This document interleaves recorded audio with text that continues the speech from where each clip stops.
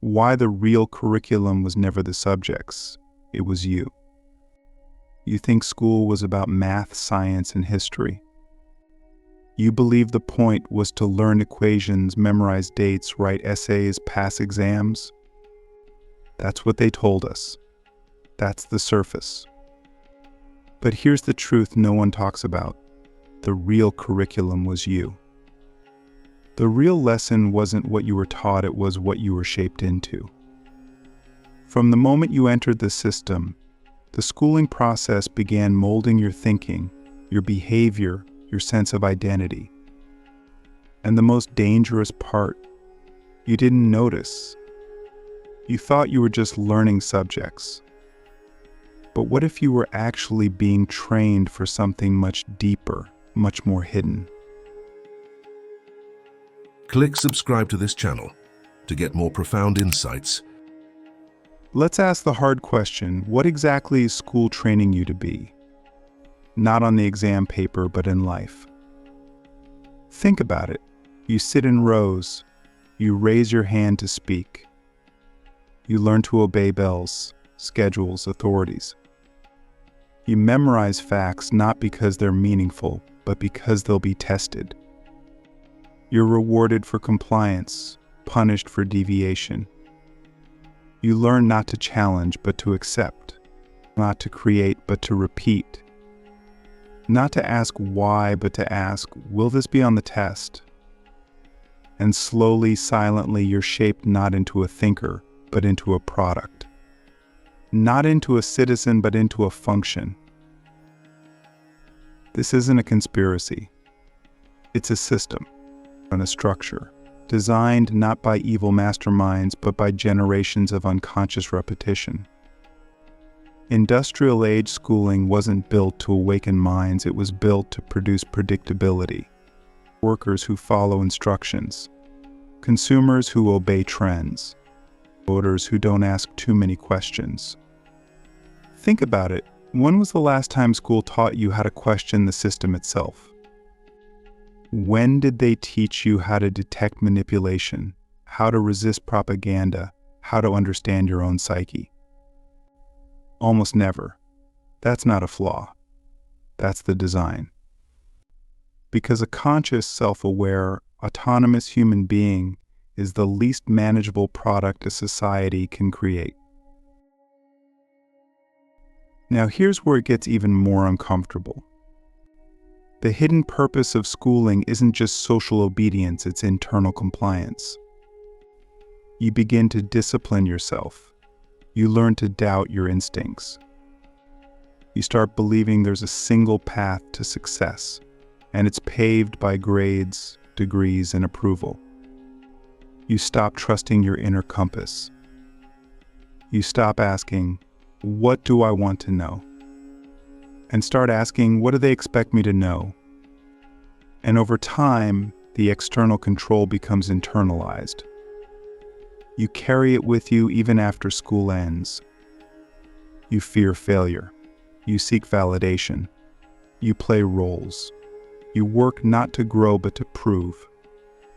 And the truth is, by the time you graduate, you've become fluent in the real language of school, conformity disguised as achievement.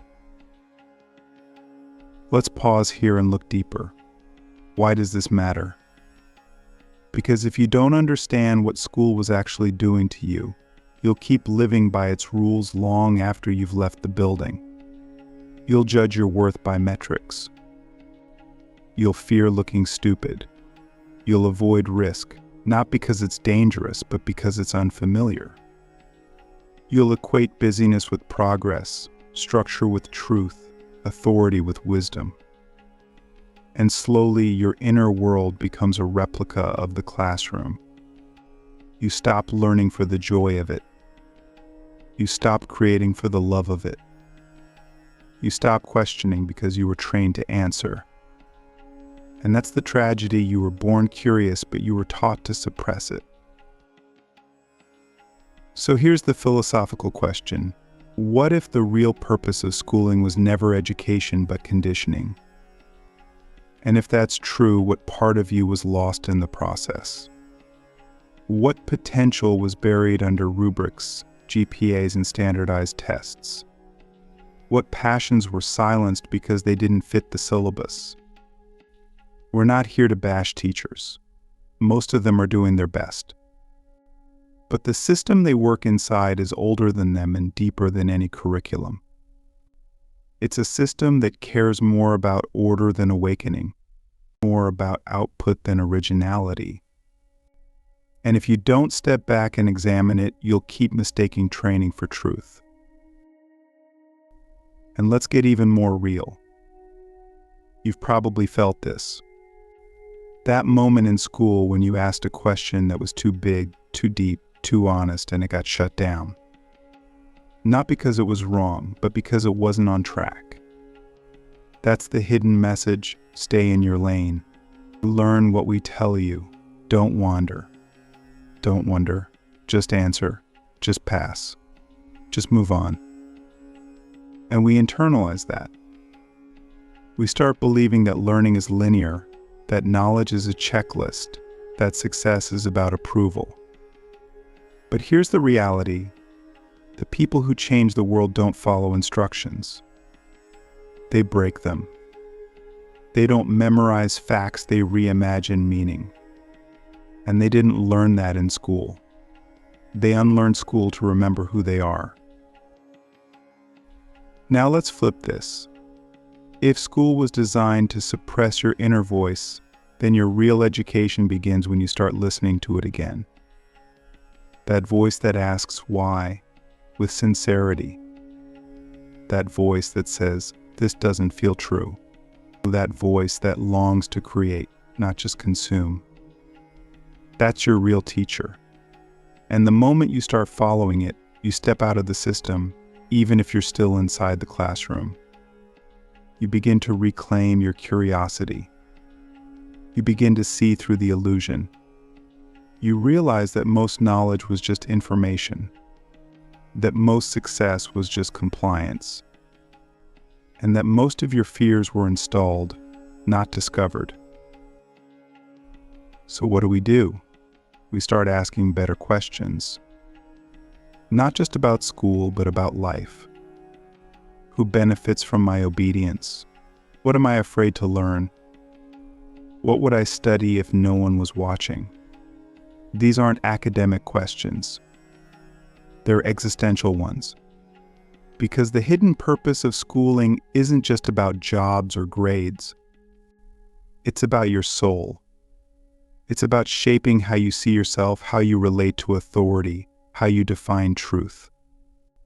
And unless you investigate that, you'll spend your life performing for a system that no longer exists while the real you quietly disappears.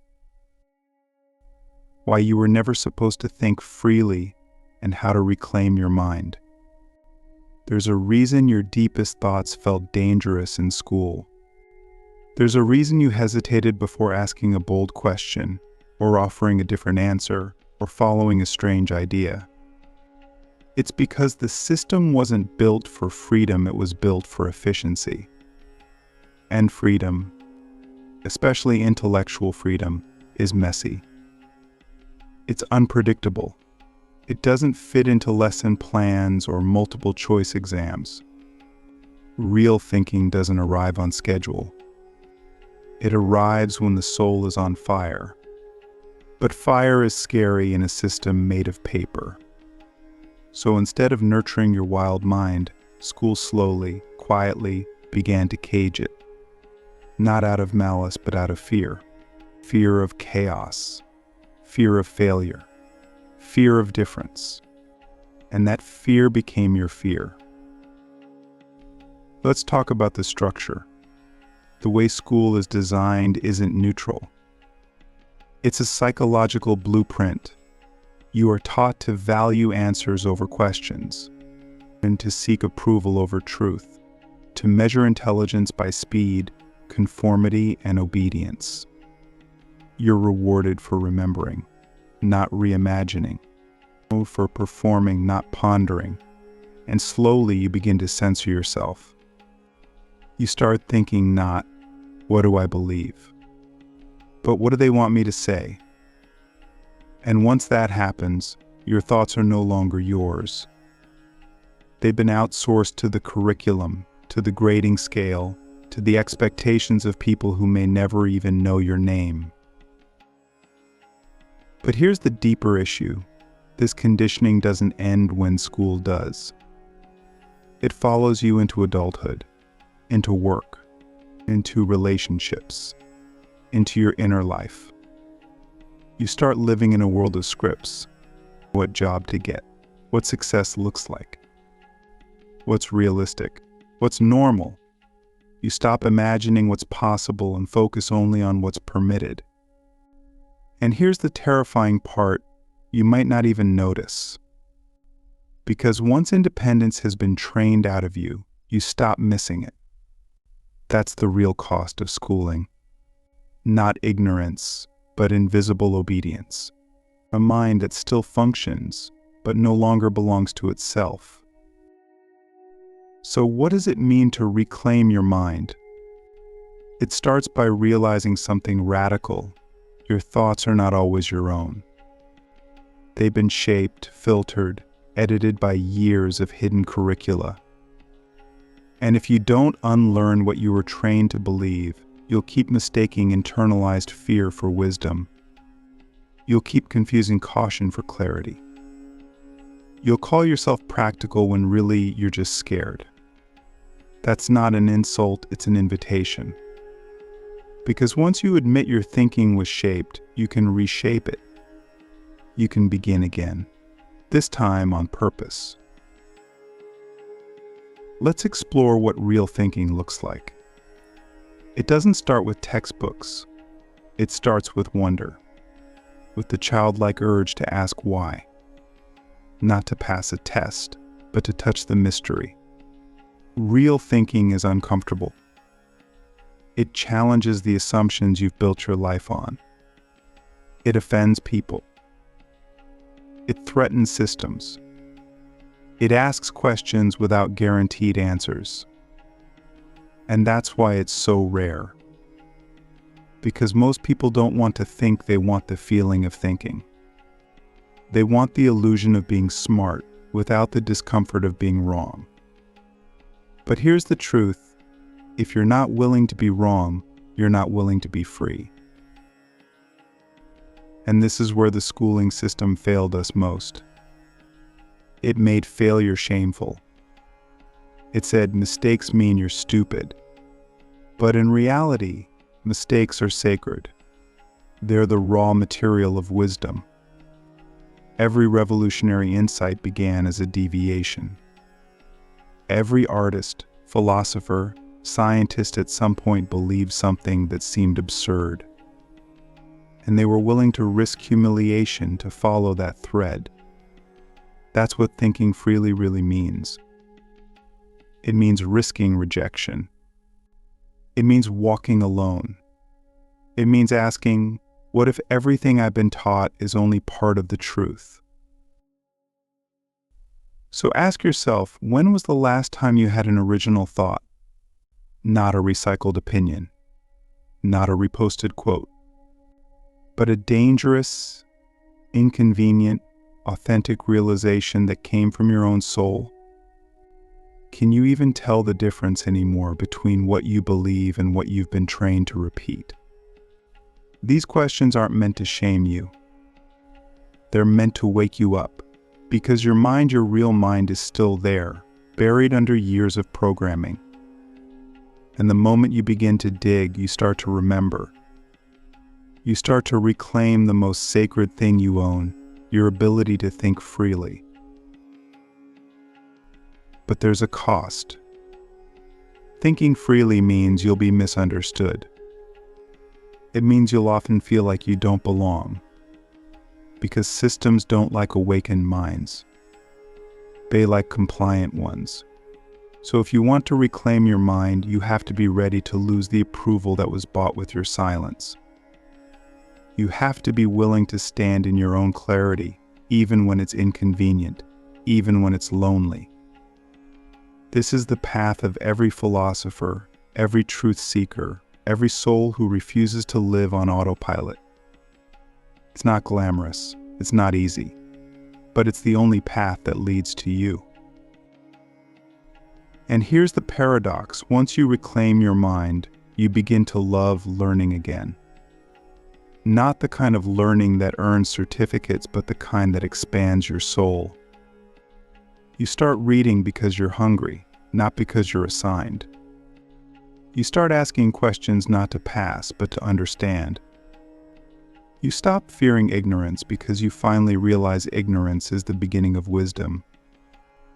You stop judging yourself by your grades, your IQ, your resume. You start measuring yourself by your ability to stay awake in a world that wants you numb.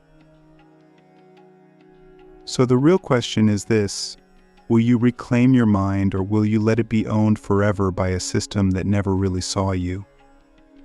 That decision will shape every part of your life, your creativity, your relationships, your sense of purpose. And the moment you choose freedom, everything begins to change. Not instantly, not easily, but irreversibly. Because once you taste your own mind, you can't go back. The final lesson they never wanted you to learn: you were always the school. What if the entire system was backwards from the start? What if the real school was never the building, the curriculum, or the teacher standing at the front of the room? What if the real classroom was you, your mind, your heart, your life experience? And what if the hidden purpose of schooling was to make you forget that? This is the final lesson, the one they never wanted you to learn. You were always the school. You were always the curriculum. You were always the teacher. The problem is, they convinced you otherwise. They made you believe the knowledge was out there, that the answers lived in someone else's book, on someone else's test, in someone else's approval. But the truth is, all real learning begins with one simple, terrifying realization: it's been inside you all along. Let's break this open. You were born with curiosity. No one had to teach you to wonder. No child needs a textbook to ask why the stars shine or where dreams come from. And that spark was already there, but the system trained you to ignore it, to trade wonder for performance, to substitute grades for growth, to replace your intuition with instructions. And slowly you forgot that you are the source. You forgot how to trust your questions. You forgot that learning isn't something someone gives you, it's something you ignite within yourself. That's the tragedy. But it's also the opportunity. Because if the system could make you forget, then you can remember. And here's the deeper truth. Every moment of your life is a lesson, not just the ones with lectures and PowerPoints. Every failure, every heartbreak, every unanswered question, that's the real curriculum. Life is teaching you all the time. The question is, are you listening? Are you awake enough to receive it? Or are you still waiting for someone to tell you what matters? Because here's the secret they never taught you. Education doesn't happen when you're told it happens. When you choose, when you decide to grow, when you decide to pay attention, when you decide that your life is worthy of investigation. So what now? You reclaim the role school tried to take from you. You become your own teacher. You examine your beliefs. You challenge your assumptions. You build your own syllabus, not based on what society says is valuable, but based on what you know you need to understand. You read because you're hungry. You write because your soul demands it. You ask questions no one else is asking. And slowly you transform your life into a living, breathing university. No tuition, no grades. Just truth, just growth. Just you finally remembering what they tried so hard to make you forget. Here's a question that might haunt you in the best possible way. What if your entire life is the final exam, But the test isn't about facts, it's about whether you'll remember who you are. Not the version they wanted you to become, but the version you were before the world started grading you. That's the exam you were never prepped for. That's the assignment no one ever handed out. Because if you pass that test, if you rediscover your inner voice, your untamed curiosity, your ability to think without permission, you become something dangerous to the system, a truly educated human being. The irony? The system doesn't know what to do with truly educated people. It knows how to promote the obedient, how to reward the predictable, how to celebrate the successful who stay within the lines. But it fears the ones who ask why the lines were drawn in the first place. That's why the hidden purpose of schooling was never to help you think clearly, it was to help you think safely, to avoid the edges, to stay in bounds, to become useful but not powerful, efficient but not free. They wanted you to know just enough to function, enough to comply, but not enough to challenge the structure itself. But here's the truth no one can erase. You are not a product of the system. You are a product of your own awakening. And once you realize that, you can turn every moment of your life into a lesson. You can stop waiting for permission to grow. You can stop looking for validation from people who don't even see the real you. You can start using school not as a place to be shaped, but as a place to observe the shaping, and to watch the structure from the outside. To study the system like a philosopher studies society, not to conform to it, but to transcend it. So here's the final challenge. Will you use your education to build a life that is truly yours? Not the life you were told to want, but the one your soul aches for. That's the real graduation. Not walking across a stage, but walking away from the illusion. Not holding a certificate, but holding your own mind in your hands, finally free to think, to question, to create. That's when school ends and your life truly begins. And maybe, just maybe, the entire purpose of schooling wasn't to imprison you forever. Maybe it was to give you something to break out of. Maybe the system is the obstacle that forces you to become conscious. Maybe the cage was never to trap you, but to provoke you, or to wake you up. And now that you're awake, the question is simple. What will you do with your freedom?